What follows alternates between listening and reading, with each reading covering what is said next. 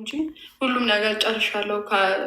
ጨርሼ ነው ከናቲ ጋርም ጨርሻለሁ፣ ከሁሉም ጋር ጨርሻለሁ። ግን ያው ካሳለፍኩት ከሁሉም አንጻር ነው እና አሪፍ የምለውን ያወራሁት እንጂ ሌላ ነገር የለም።